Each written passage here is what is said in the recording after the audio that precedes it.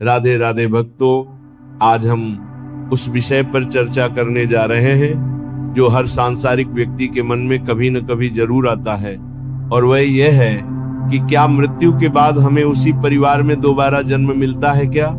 हम फिर से उन्हीं माता पिता भाई बहन या बच्चों के साथ जुड़ पाते हैं जिनसे हमारा इतना गहरा मोह है?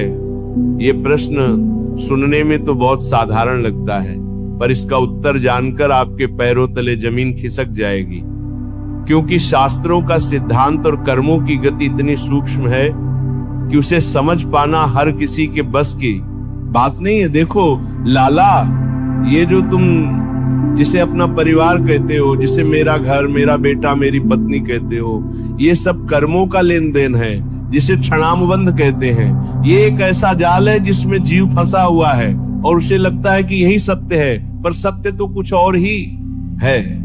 जब जीव शरीर छोड़ता है तो अपने साथ न धन ले जाता है, न मकान ले जाता है और न ही परिवार को ले जाता है।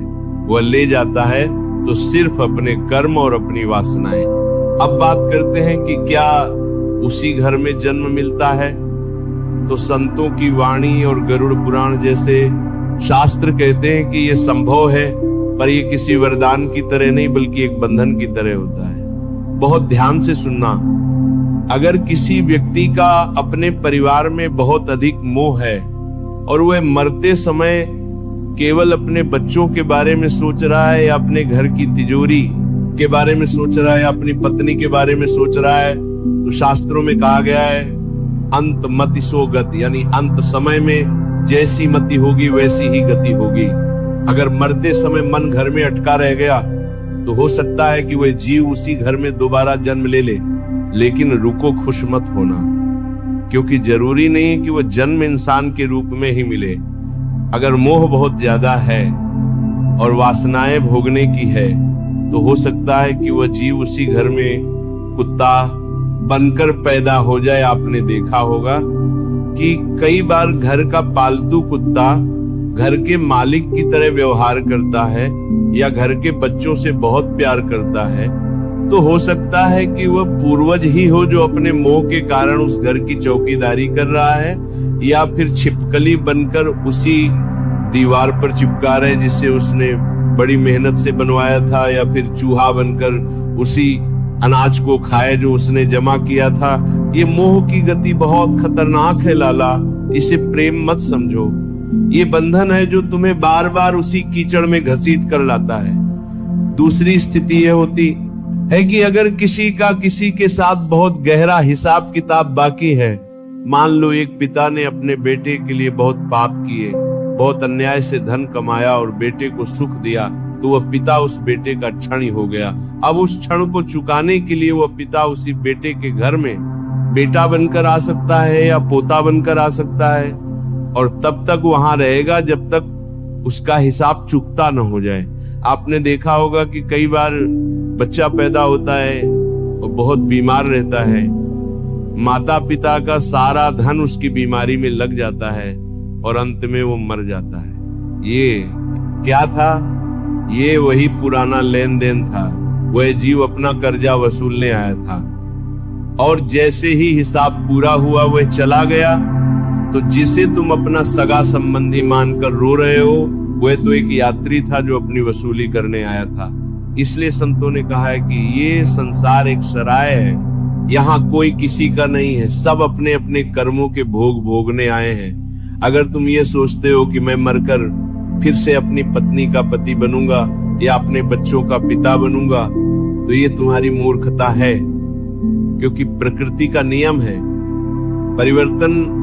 हर जन्म में नए रिश्ते मिलते हैं, नए नाटक होते हैं, नई वेशभूषा मिलती है, आत्मा वही है पर पात्र बदल जाते हैं। जैसे एक अभिनेता नाटक में कभी राजा बनता है तो कभी भिखारी बनता है, वैसे ही तुम कभी किसी के बाप बनते हो तो कभी उसी के बेटे बन जाते हो। ये सब कर्मों का खेल है, और अगर तुम इसी चक्कर में पड़े रहे कि मुझे उसी घर में जाना है, तो तुम कभी भी इस जन्म मरण के चक्र से छूट नहीं पाओगे। और सबसे बड़ी बात जो हैरान करने वाली है वो ये है कि कभी कभी जिससे हमारा बहुत बैर होता है, जिससे हमारी बहुत दुश्मनी होती है, हम मरते समय उसी का चिंतन करते हैं कि उसने मेरा बुरा किया, मैं उसे छोड़ूंगा नहीं। तो इस बैर भाव के कारण भी हमें उसी के परिवार में या उसके आसपास जन्म लेना पड़ता है, ताकि हम उस बैर का हिसाब कर सकें। कंस को देखो, वह हर पल कृष्ण का चिंतन करता था, भले ही बैर से करता था तो उसे मुक्ति मिल गई। पर अगर हम किसी साधारण इंसान से नफरत करते हुए मरेंगे तो हमें उसके साथ ही आना पड़ेगा। अब सोचो, क्या तुम सच में उसी परिवार में आना चाहते हो जहां फिर से वही रोना धोना, वही बीमारियां, वही बुढ़ापा और वही मृत्यु होगी? बुद्धिमान व्यक्ति वह है जो ये सोचता है कि प्रभु मुझे किसी परिवार में नहीं आना, मुझे तो अब आपके धाम में आना है। मुझे इस 84 लाख योनियों के चक्कर से निकलना है। ये बार बार माँ के गर्भ में उल्टा लटकना, मूत्र और विष्ठा के बीच में रहना और फिर जन्म लेते ही रोना, इस दुख से मुझे बचना है। इसलिए लाला, ये प्रार्थना मत करो कि मुझे वही परिवार मिले, बल्कि ये प्रार्थना करो कि मुझे ऐसी गति मिले कि फिर किसी परिवार की जरूरत ही न पड़े। और ये तभी संभव है जब जीते जी इस मोह को त्याग दोगे, अपनी जिम्मेदारियां निभाओ, सेवा करो, सबका ध्यान रखो, पर मन में ये चिपकाव मत रखो कि ये मेरे हैं, ये मेरे नहीं हैं, ये सब ठाकुर जी के हैं और ठाकुर जी ने मुझे इनकी सेवा के लिए रखा है। जब ये भाव आ जाएगा तो मरते समय परिवार की याद नहीं आएगी, बल्कि मेरी किशोरी जी की, मेरे ठाकुर जी की याद आएगी। और जब उनकी याद आएगी तो फिर इस मृत्यु लोक में वापस नहीं आना पड़ेगा। फिर तो न इत्य विहार मिलेगा, दिव्य शरीर मिलेगा और उस आनंद की प्राप्ति होगी जिसका कोई अंत नहीं है।